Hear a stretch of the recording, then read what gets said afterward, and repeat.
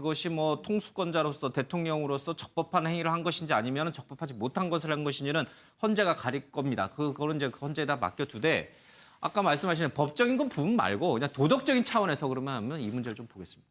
4월 16일 날 세월호가 침몰하고 나서요. 그 일주일 동안은 뭐 저희 방송사들도 마찬가지입니다만은 뭐 사실 초긴장 상태였거든요. 그래도 한 명이라도 또 구할 수 있지 않을까 뭐 그런 생각이었었기 때문에 청와대는 더더욱 정신이 없었을 거라고 생각이 됩니다. 근데 이 중요한 시기에 그러니까 4월 16일에서 21일 사이에 대통령이 모든 국정 운영에 이 초점을 세월호에 맞추고 있어요. 이 시점에 대통령이 피부 시술을 했다? 그러니까 도덕적으로 봤을 때 이걸 어떻게 그러면 국민은 납득해야 되는 건가?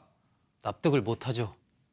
그러니까 이게 이제 법적인 문제랑 좀 별개로 좀 보는 거예요? 예, 그렇습니다. 그건 뭐 그 당시에 우리도 기억하지만 뭐 모든 방송, 모든 언론들이 다 그 구조 상황 이런 것을 계속 중계를 하고 있었고 또 온 국민이 사실상 정신적으로 거의 패닉 상태에 있었지 않습니까? 그때 예, 평온한 날씨에서 그 많은 정말 어린 특히 학생들이 희생됐다는 거에 대해서 예. 굉장히 막 가슴이 먹먹하고 정말 일상이 어떤 손에 안 잡히는 그런 상태였거든요.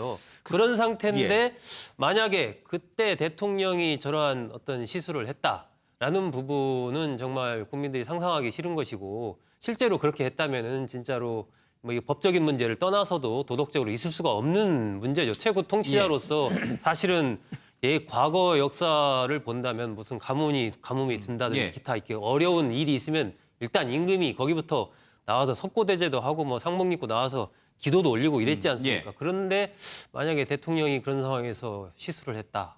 그건 정말 상상하기 힘든 일이고. 저도 저 당시에 뭐 여러 번 특보를 해서 기억이 생생한데 그때 에어포켓이라고 그래서 그러니까 배가 뒤집어지고 나면 약간의 이제 공기막이 이제 형성이 돼서 아마 혹시나 그걸로 인해서 조금 학생이 그래도 좀 살아있지 않겠냐고 해서 한 3일 며칠 동안 희망이 있다 그 방송을 했거든요. 물론 나중에는 이제 그게 다 부질없는 것이었음이 뭐 드러났습니다만은 그런 어떤 2, 3일 동안 세월호 침몰을 하고 나서 2, 3일 동안은 계속 이 학생들이 살아있지 않을까에 대한 온 국민의 관심이 쏟아져 있는 상황이었는데 그 부모들은 뭐 말할 것도 없고요. 예, 팽목항에 가가지고 뭐 그런 상황이었는데 대통령이 피부 시술을 했다. 그러니까 이거는 이제 설명이 어려워요. 이거는 도덕적으로 설명이 굉장히 어려운 부분이어서 아마 언론도 이 부분을 좀 관심을 갖는 것 같긴 하고. 그렇죠. 세월호 충격이 그때 클 때고 예. 생존자가 있을 가능성이 많다고 했을 텐데 만약에 저 서울신문에 나온 말대로 4월 15일 날 세월호 하루 전에는 멀쩡했는데 4월 21일 수석비서관 회의에서는 저렇게 수술한 흔적이 있다 그러면은 국민들이 볼 때는 참담한 거죠. 참담 부끄럽고 어떻게 보면 괴롭고 그런 거죠. 어떻게 저렇게 희생자를 두고 저 미용 시술을 할 수 있는가. 지금 세월호 당일 7시간에 대해서 국민들의 궁금증은 두 가지잖아요. 하나는 미용 시술을 그 시간에 했느냐. 또 하나는 머리를 오전, 오후랑 두 번 했다는 거 아니에요? MBN 보도도 지난주에 했었죠. 오전에 그 파마를 하는데 3시간 걸리는데 파마를 시작한 다음에 세월호가 조난된 거를 보고를 받았는데 계속 끝까지 파마를 했다. 그리고 오후에 또 한 번을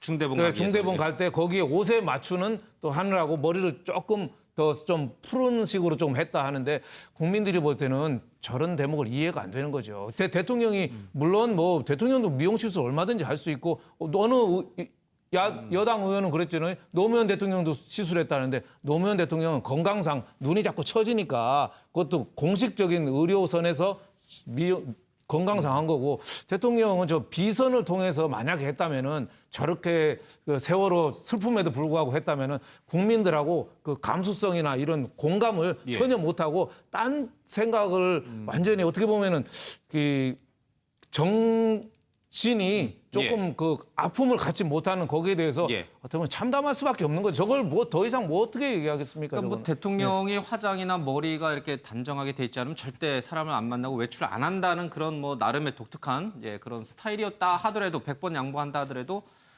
이때는 그러니까 세월호가 침몰돼서 아이들이 죽었는지 살았는지 생사가 불투명한 요때만큼은 이런 것들이 사실은 국민 정서에 아무리 100번 양보하더라도 다가가기가 쉽지는 않은 것 같습니다. 그리고 또 그한 게 때도 그렇지만 저 4월 20일 날 수석 비서관회의에서 하시는 말씀이 그때가 이제 뭐 선장을 살인, 살해 이렇게 막 맹비난을 할 때였거든요. 살인한 거랑 같다. 뭐 그런 얘기랬죠. 그러니까 그게 굉장히 위선적으로 들리는 거죠. 이제 와서 보면은. 그리고 그게 결국은 거짓이었고 그게 결국 민심을 떠나게 했다고 봅니다.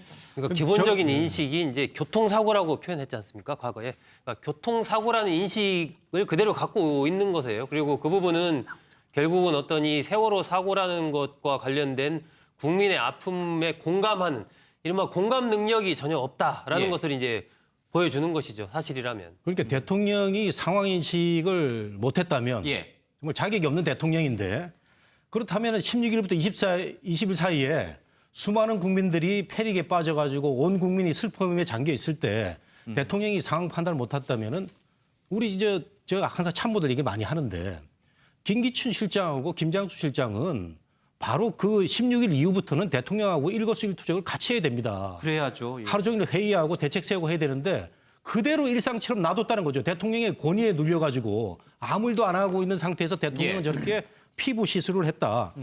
저 옛날 그 왕조 시대에도 말이죠. 예. 임금이 잘 못하면 그 신하들이 들고 일하지 않습니까? 예. 그러니까 우리 대한민국 당시 대한민국에는 청와대에는 한 명의 충신도 없었다고 저는 생각이 됩니다. 너무나 안타깝습니다. 예, 지금 아마 시계를 좀 되돌리면은 좀 뭔가 또 좀 더 잘해서 그나마 학생들을 좀 구할 수 있지 않을까 하는 생각도 드는데 분명히 너무나 안타까운 현실이었던 것 같습니다.